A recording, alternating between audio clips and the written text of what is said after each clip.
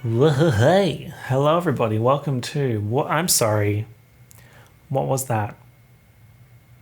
Hey. Anyway, welcome to Jumping in the Elevator, the podcast where I, Mike, from the most hydrated YouTube channel, look into the things that you want to know more about, but you cannot be bothered googling them yourself. You can't be asked. I can't be asked. I've been seeing people who are British saying CBA because I say CBF, right? But they're saying CBA. I don't actually know if it means can't be asked, but in my head I'm like, I can't be asked. I don't care to find out. So basically we're just Googling stuff for 30 minutes, 45 minutes, and it's great. Because I learn something, you learn something. It's just a little bit of free education. So updates for me, I wrote nothing. There are no updates. Just nothing's happening, to be honest. It's pandemic day, I don't know, 4.5 months. How many days is that? Is that over 100? Definitely, for sure. More exciting news. What am I watching this week? On YouTube, I'm watching, of course, Kelly Stamps. Duh. Plumbella. Big fan.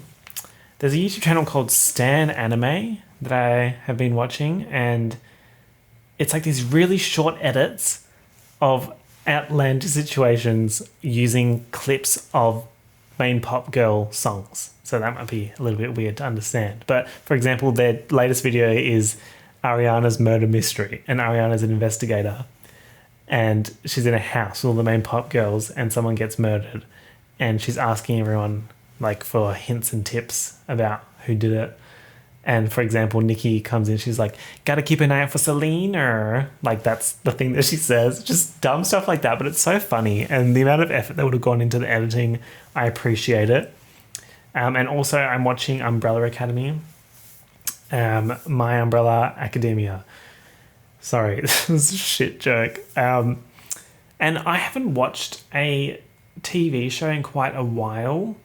I don't know what it is. Like when I get a little bit down in the dumps, in the dumpster, feeling like trash, I just don't want to do anything except my job, YouTube, and play video game. All I do is do job and play video game and lie. But see, now that I have a little bit more energy, a little bit more drive, a little bit more pizzazz perhaps, I've been watching TV, Umbrella Academy. I'm 2.5 episodes in and enjoying it, thoroughly enjoying it. I also went to the gym today, and I know you're like, gym? Illegal. And it's actually not illegal at the moment. In WA, there's like 4 or 5 cases, and they're all returned from overseas trip type cases. So there's no community transmission that I know of anyway. So I went to the gym for the first time in like 4.5 months, and I'm in pain. Liam pain. So I'm going to be in pain tomorrow, that's for sure. I need to describe what I'm wearing. Far out. Sorry for not doing that already. I look like the Hamburglar, wearing a black and white striped jacket, very much Hamburglar tees. Remember when they made the Hamburglar hot? Yeah, what was that? Oh, wow. What am I listening to? I'm listening to Emma Chamberlain's podcast, which I'm enjoying. The new Glass Animals album. WAP. Wet and Gushy. I'm rooting for Megan so bad. I just want her to succeed. And all her songs are so good. So I'll literally stream anything she releases. And this is catchy as hell. And then the new Benny tracks, Snail and Night Garden, I think are the two that I've been listening to on repeat. And if you want to know more about what I listen to on Spotify, there is a Twitter account for that. I can't remember what it's called. Mike's Spotify, maybe? Shout out to Mike's Spotify. So the last thing I wanted to say was, after doing my research for today's questions, I love lava, right? How cool is lava? It just looks like cheese. Ugh, the cheese that I had on my garlic bread tonight. Beautiful, beautiful, beautiful, beautiful. I had cheesy garlic bread. When you get like oil and cheese together and garlic and salt, that's the name of my autobiography. Oil, garlic, cheese, salt. That pretty much describes me. Just a big fan. It was very nice. Yeah, so I love lava. I love looking at lava, watching videos of lava, thinking about lava. If I was close to the lava, there would be an overwhelming sensation to touch the lava. But that would obviously be very bad.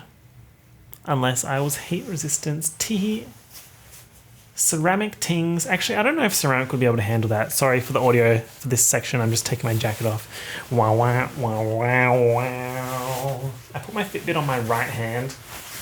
I don't know, I have something quirky. I'm so quirky.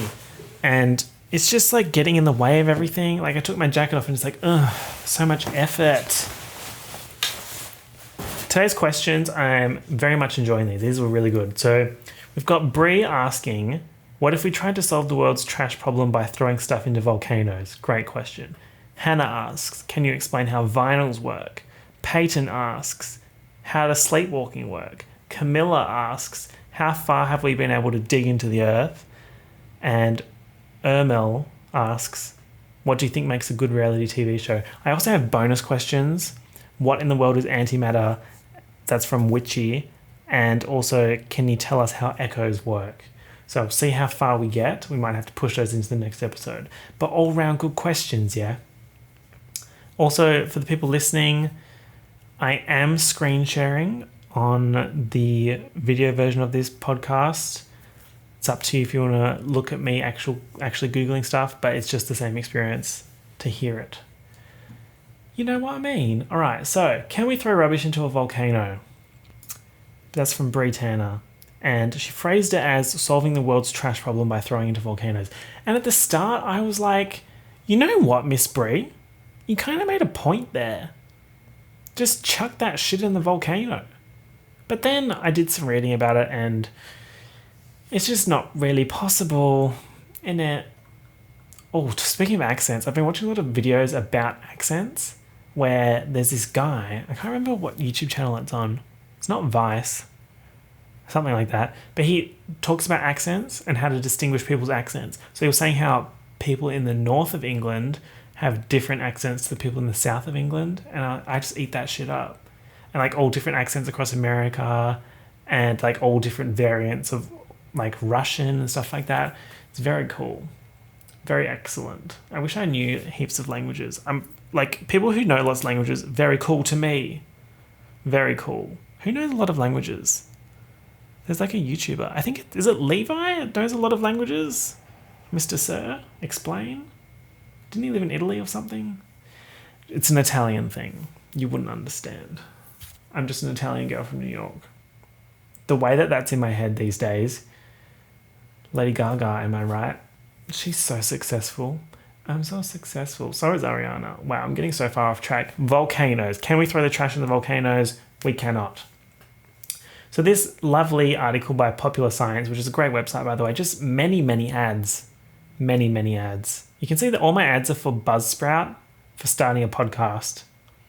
And it would seem that I've started a podcast, so much to think about there. It's saying that the problems with throwing rubbish into the volcano are, first of all, who the fuck is throwing the trash in the volcano? I just swore. I was going to try and go this whole episode without swearing. That didn't happen. Alas, we must continue. I'm not going to cut that out either. Can't be bothered. Can't be asked. I can't be asked doing that. CBA, Commonwealth Bank of Australia. Another terrible joke. I'm sorry. Who's taking the rubbish to the volcano, right? If you're taking rubbish to a landfill, great. There's people who do that job. And it's relatively low risk, right? I guess the risk points would be putting the rubbish in the truck and then offloading the truck at the tip. But then, are you going to pay someone to take your rubbish to the volcano, to drive up to the volcano and tip the rubbish into the volcano? Is that not a logistical nightmare? Like, surely the insurance companies are like, I'm not going to insure your volcano trash job. Because that shit splashes molten cheese, ladies and ladies. That's what I mean. It's molten cheese. Like, if you dropped a rock into some freshly molten cheese, right? A raclette, I think that's what they're called. That shit splashing. I be splashing.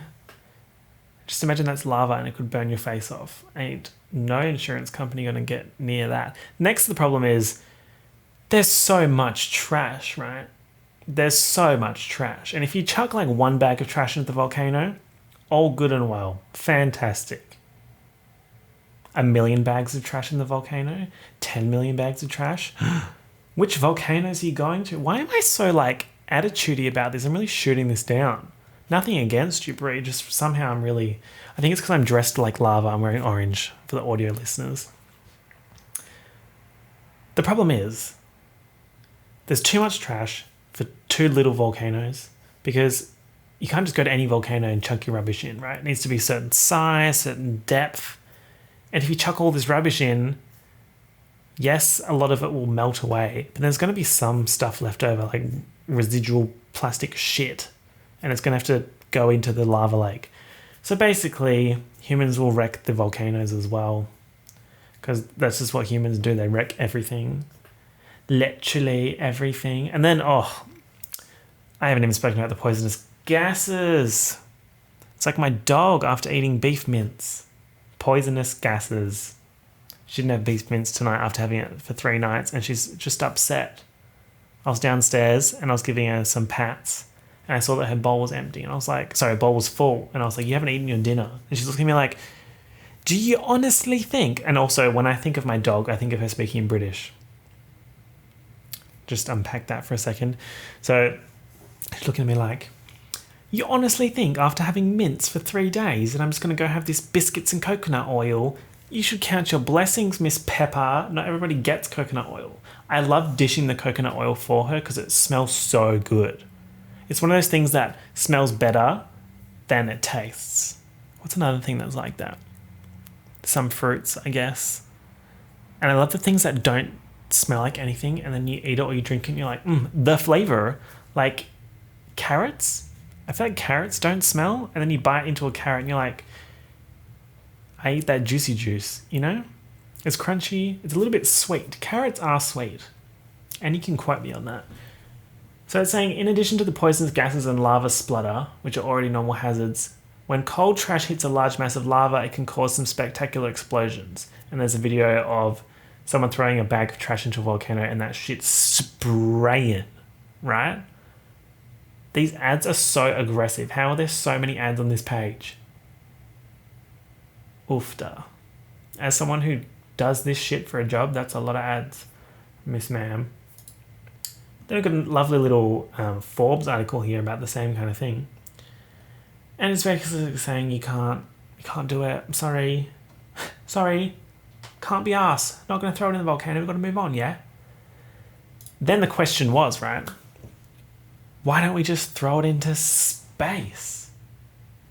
Right? There's only several places you can put your trash. In the landfill. In the ocean, ill flop, cancelled. In the volcano, logistically a nightmare. Into space.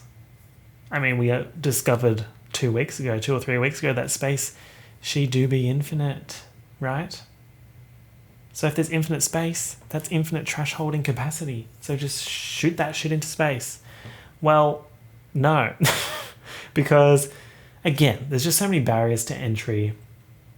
I just realized I had another tab open here for the volcano stuff, but I think it's mainly the same problems again. Yeah, transportation, the gases, carbon dioxide, monoxide, dioxins, aromatic compounds, formaldehyde, and other dangerous complex organic compounds. Formaldehyde sounds like something from Harry Potter. That's that cow gas, right? I swear there's someone in Harry Potter that's like, Hermione saying formaldehyde. No, Nicholas Flamel.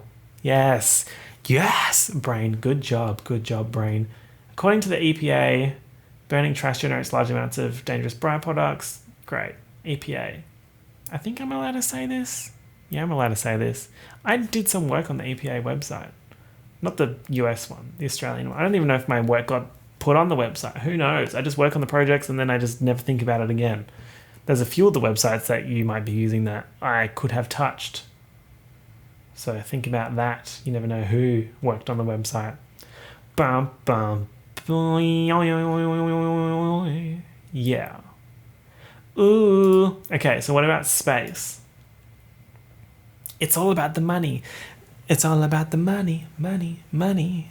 We really need your money, money, money. Yeah. Did you enjoy that? Yeah, I'm a singer. What about it? Jessie J can sing. She can belt. She's a belter. No, no, no, no, no, no, no, no, no, no, no, no. This Popular Mechanics, Popular Mechanics kind of outsold Popular Science, but you didn't hear that from me. Right? Popular Mechanics just was about to hit, Popular Science was about to hit send on that little sponsorship deal. And then I said that and they just pulled it back. Ha. To make the calculations, Adam Rutherford and Hannah Fry at BBC Future start with the ballpark figure that it costs $200 million to launch this particular type of rocket and get a 15,000 pound payload into a stable point in the Earth orbit. Wow, okay, pounds again, honestly. Honestly, can we get a break from the pounds? Ugh. $200 million to send 15,000 pounds into orbit, right? And orbit is when it's just chilling, it's just vibing around the planet. Then it has to leave the orbit, which is like a whole other thing. How the fuck do you get the trash rocket to leave the orbit? You need more energy, right? I don't know if you watched the astronauts kablamming away from Earth. Was it last week or a week and a half ago? They left and then they're in orbit, and then I don't know when they leave orbit. I feel like they left on Friday or something. I don't know. So that's like another thrust moment where they whoosh out of orbit, which requires a lot of energy. So 15,000 pounds. Wait a second. It appears there's 2.6 trillion pounds of garbage every year. Excuse me? That means that we need 168 million rockets to launch an entire year's worth of trash into space at a cost of 33 quadrillion, which is probably how much old mate, what's his name? Mr. Amazon. Jeff. Mr. Jeff. Jeff, I'm always skeptical of a Jeff. Feels like a fake name. Like if someone says their name's Jeff, I'm like, so what is your real name, Kenneth? Kennedy? I don't know why they're both K names. I feel like if my name was Kennedy, I'd say my name is Jeff. You know what? Actually, no, I wouldn't. I'd keep Kennedy. Kennedy's such a fun name. Not that Jeff isn't a fun name. Oh my God, don't cancel me, please. All names are fun. Fantastic. Especially names that are just numbers. Very efficient. Numbers are so cool. Ooh. So $33 quadrillion to send a year's worth of trash into space. Who's paying for that? Do I have to pitch in to send my rubbish to space? When do they send it? Like, is it at the end of the year you have to amass all your rubbish and send it? Or do they just keep sending rockets? 168 million rockets into the sky at all times? That'd be kind of lit. But just imagine all the greenhouse gases. Ooh, yeah. And it says even if SpaceX succeeded in its goal to cut the price of launching rockets in half, it still wouldn't come anywhere near close to being affordable. Apparently the GDP is 77 trillion. So not even close to 1 quadrillion. And we need 33 quadrillion, honestly. They're saying maybe what the world really needs is to pool its resources for a plan to put all our trash into a stable Lagrange point. Okay, pop off. Creating an artificial satellite built of nothing but garbage. Why would we want that? That reminds me of space debris. One of my lecturers from university, one of the things that he was looking into was shooting space debris with a laser, like a giant laser, and I was all hands on deck. Iggy Azalea remix on that. Love lasers, love shooting things, fake shooting things, not real shooting things, not an army stan. Shooting a laser at rubbish to make it to go away so there's not shit clogging the orbit of Earth. Not the orbit of Earth, orbiting Earth. The orbit of Earth is a separate thing because she do be orbiting though. We need to move on to the next question, which is from Hannah May. Hannah May says, could you explain how vinyls work? How do they get the song on the record? Well, on the record, let me tell you, I can't remember if I spoke about DVDs and CDs. I just remember there being a TikTok. Oh, these TikToks kind of annoy me a little bit. The ones where it's like, I don't know how CDs work, or I don't know how DVDs work, which is great. but just Google it, right? Or get me to Google it for you. Fantastic. Wow, content. I shouldn't be getting frustrated at that. It's free content in it. Anyway, I saw one ages ago. They're getting better now. But I saw one ages ago. Someone was like, I don't know how CDs work. And I can't remember if I explained how CDs work on TikTok or on this or in my dreams. Right? I do be talking in my dreams. I just never stop talking. Basically. There's a website here, London Sound Academy. Another British thing. Fantastic. And this website kind of snapped, right? It's legit, as opposed to not being legit. It's basically notches in a vinyl. And people say that vinyls sound better because of this. Like, digital music sounds really good, but apparently, no matter how hard you try, you can't get it to sound as good as vinyl. So let's read this little paragraph that I found.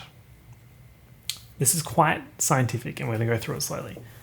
Typical record player has a type of needle called a stylus that is placed gently in the vinyl record, resting in the beginning of one of the grooves. So there's grooves in the vinyl, which is what the song is. I'm hoping that it will explain how this works.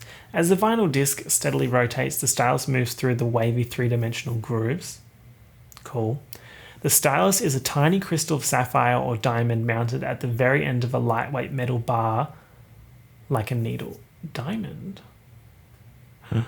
Sapphire or diamond? Let me just rob everyone's homes that have record players and steal the little diamonds. I can sell them.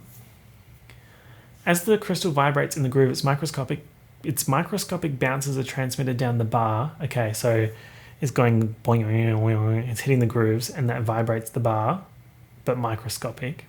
The stylus fits onto the end of an electromagnetic device called a cartridge, containing a piezoelectric crystal. All these bitches, I remember. The metal bar presses against the crystal, and each time it moves, it wobbles the crystal slightly, generating an electrical signal. So she goes boing, hits the crystal, and the crystal goes nya, nya, nya. And then that electrical signal is fed out to the amplifier to make the sound you hear through the speakers or headphones. How sick is that? That's so cool.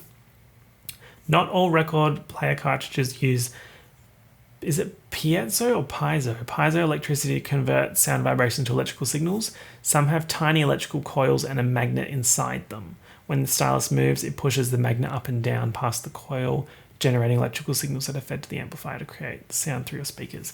Magnets moving up and down a coil. Just hearing magnets up and down and coil together, I'm like, that's a motor. Tesla tease. Nikola Tesla, not the other one. I've been looking at Teslas. Teslas are cool cars. Very, very cool. But see, I feel like the superchargers are few and far between in Australia, right? If I suddenly got Tesla money and I wanted to get a Tesla to drive across Australia, it's a little bit stressful. I could run out of charge stat. Why are the Teslas not solar powered? Right? It's a solar company. If they're gonna do that, right? That's common knowledge, yeah? Surely there has to be something about how Tesla will eventually have solar panels on the car. Because then you run the car for free by just driving in the sunlight. How is that not a thing already? It's probably something to do with not enough energy being stored from the solar panels. Because if you think about how many solar panels are on a building and how much it's stored, the problem is how do you store that much energy? But then Tesla has Tesla batteries. It's all adding up. The Tesla solar panels, the roof tiles, the solar batteries, lithium batteries, and then the cars. Very interesting. Very, very interesting. I was looking at JOBs at Tesla, but they're all in America. And Australia said, no, you will not leave because it's pandemic, which is fair, right? At least Australia kind of has the pandemic on lock, I guess, a little bit. So that's how it reads off the vinyl. Hannah, does that answer your question? I guess you ask how do vinyls work. That's how you read it.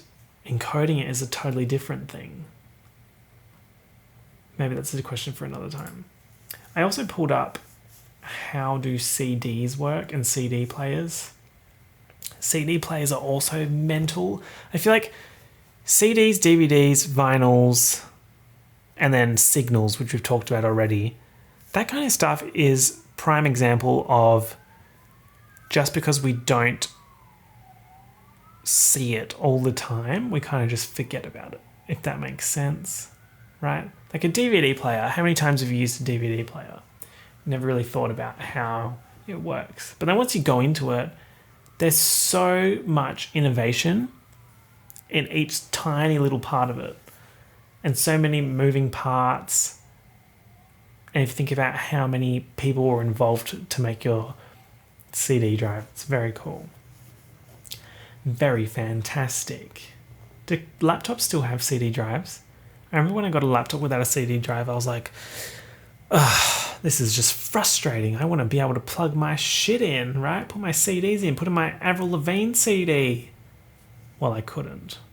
But then everything's digital now anyway. Like Miss Spotify. Run the game. Surely there's a lyric from Nicki about Spotify. If she hasn't already, she will soon. So basically, there's a spiral on the CD that contains the data. A single spiral all around the CD. And there's bumps in the track, which are on the spiral. And then the CD player uses a laser.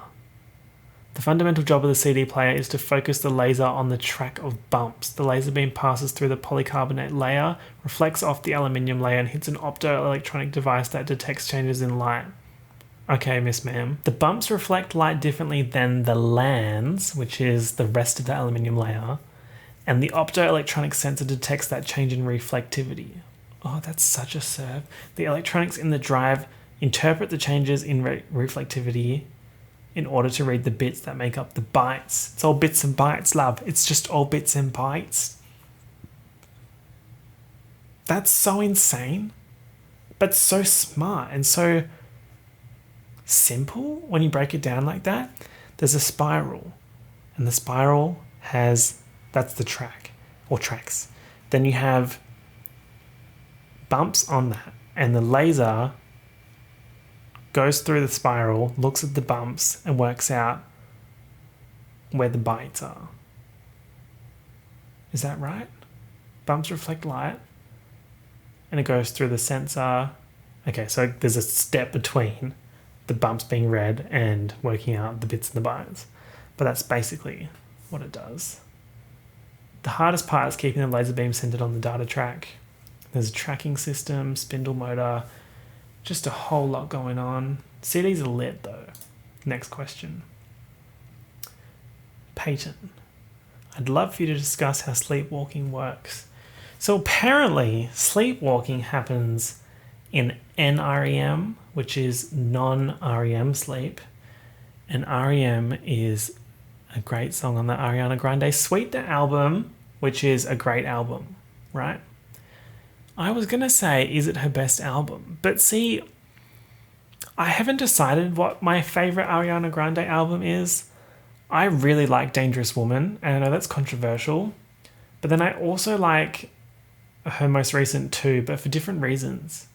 If you look at the difference between Sweetener and Dangerous Woman, it's very different, but it's still fundamentally Ariana Grande's sound. I feel like you can really hear the Pharrell Williams production on Sweetener. But yeah, great album. So REM sleep is when your eyes just like go like crazy, right? Rapid eye movement. It's in the name, right? They're moving rapidly. Normally adults go through sleep cycles from light NREM to deep NREM, then back to light NREM, and then REM every 1.5 hours or so. So that's why people try and tell you to sleep in 90-minute intervals. So like if you're going to have a really short sleep because you're busy, try and do 4.5 hours or 6 hours. And I did that all through uni and I'm still here. So I don't know if that helped, but I don't know. And it says that sleepwalking typically occurs during the deepest stages of NREM. The part of the sleep cycle that you've interrupted leaves you the most groggy. Oh, that's so interesting. It usually happens during the first third of the night and can last anywhere from 30 seconds to 30 minutes of sleepwalking. Can I sleep learn how to do TikTok dances? Them shit's hard. Some scientists speculate that it's caused by the brain attempting to directly transition from deep NREM sleep to wakefulness, rather than going through the subsequent stages of sleep cycle. Your brain said, let me out. Honestly, I don't want to do this whole cycle shit. Let's just wake up. No, no REM for you. But then you did that sleepwalking, which is arguably more exciting. So REM flopped. Sleepwalking outsold. Next question. Since the Earth is so thick with 7 seas, how far have we been able to dig? Also, isn't it scary how we have maybe only explored the crust of the Earth and there is just this molten blob of stuff in the center? Oh my god, don't get me started on the blob. The bloody blob is like a whole another issue, right? Ugh, every time I think about the blob, I just think about the fact that we're on a rock flying around the sun, which is just a burning ball of like hydrogen or some shit, and then we're in a galaxy, and there's other galaxies, and then the universe, like, bruh. You know what I mean? Ugh. Okay, yeah, so Earth, she has layers. I think I have the layers. Yeah. Crust, mantle, outer core, inner core. We're vibing on the crust right now. Right? People don't eat their crust, that's why you don't have curly hair. Mm-hmm. Inner core and outer core, isn't that just like molten, like, stuff? I can't think about it for too long. We're standing on molten stuff, right? And that shit is just in space. It's just there. We're just... Oh my god. Gravity. Miss Gravity, hello. A planet is just there in space. And it's being pulled to the sun because the sun is so large that it has its own gravitational pull. Because then we have our own gravitational pull, which pulls the moon to us. Don't even get me started on the moon and the tides. Oh my god. It's just too much in it. It's just way too much for episode 8, loves. Back to that other question that we were looking at. How deep is the biggest hole? How deep is the biggest hole? The Kohler super deep borehole was just 9 inches in diameter, but 12,262 meters deep. It's the deepest hole. 12 kilometers. Excuse me? And that's the deepest hole? And it didn't even get past the bloody... Oh my god. It took almost 20 years to reach that, and only half the distance or less to the mantle. So we ain't even seen that little mantle moment. It's all crust, right? I wonder if you get to the mantle, would it be easier to dig? But then it says here that the problem was that it got way too hot. It also says microscopic plankton fossils were found at 4 miles down, and the hole was abandoned, honestly. Abandoned in 1992 when they encountered higher than expected temperatures. So they expected 212 degrees Fahrenheit and they got 356 degrees Fahrenheit. Oh, wow. That's really hot though. The heat wreaks havoc on the equipment. Well, no shit, love. And the higher the heat, the more liquid the environment, the harder to maintain the bore. Oh, it's like trying to keep a pit in the center of a pot of hot soup. So we're just standing on soup. At the end of the day, we're croutons on the soup of life. So think about that. And think about what that means for you. Wow. Next question. What do you think makes a good reality TV show? I might actually make this the last question, simply because I might make this episode shorter. The other 2 questions, what is antimatter, and can you tell us how echoes work? Maybe that's for another episode. My thoughts on what makes a good reality TV show. Okay, well, let's think about it, right? You need interesting people, number one. If you think about some of the reality TV moments that I've spoken about on my YouTube channel, you've got the Pooja, what is this behaviour? You've got all those Tyra Banks moments, Gemma Collins, Tiffany Pollard. Those are all because there were interesting people involved, right? If you had bland people who didn't want to say anything or didn't want to do anything, then nothing would happen. Which is kind of like, this is no shade to the newest Australian Big Brother season. But there were some explosive characters, right? And they all got voted out relatively early. And then after that, the producers have to manufacture a lot of situations and a lot of drama or inject a lot of challenges and stuff to keep it interesting for the audiences. Which is one of the struggles of reality TV, right? Because you'd have to keep it interesting all the time, which is why when I did all my Survivor videos, I used to get really pissed off because they'd manipulate what people say and chop and change their sentences to fit a narrative. But then if you think about how hard it is for the producers and the editors to have a narrative that makes sense, that people actually want to watch night after night, 3 nights a week, that's a lot to do. And think about how hard it would be if there weren't people making their own drama to start with. Like your Trisha Paytas having a meltdown in the diary room, right? That's great reality TV content. The next thing is, I don't think that when it's too scripted, it's good. My favourite moments from reality TV are unscripted. Most of, if not all of the moments that I've spoken about in my Essential Viewing series are unscripted. Of course, there obviously are some scripted moments in there. You can't have everything just be iconic all the time. But that's why I don't really like Bachelor and Bachelorette and all that, because it's so obviously scripted. There's not that much drama. Also, I found out the other day that when people apply for those shows, they don't know what the person looks like. Like, they don't know who the Bachelor is or what the Bachelor looks like or what they do. And they just apply for the thing. How hectic is that? What if you get there and it's like someone you're just like, it's just not happening? Because if you say that, the general public's going to be like, oh, you're a bitch. You think he's ugly. Open your eyes.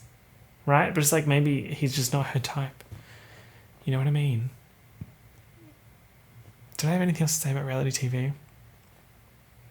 You need a good concept, right? Survivor's such a good concept. Big Brother's a good concept. Basically the same thing. Anything where you pit people against each other, it's going to go well in reality TV because it's just drama. And you need to give it an incentive because people need a reason to turn on each other, such as money. Money, money, money, bum, bum. ABBA snapped on that song.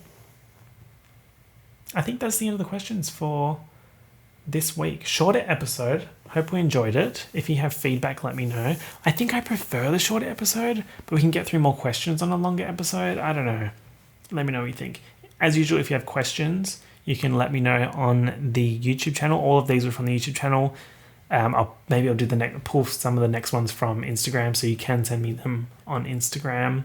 If you're listening to this, thank you, first of all. Very nice of you to be listening. Leave a review if you'd like. If you're watching this on YouTube, feel free to leave a like, leave me a comment, and hit subscribe if you're not subscribed already. Cool. Thank you so much for listening, and I'll talk to you all next week. Peace out. Bye.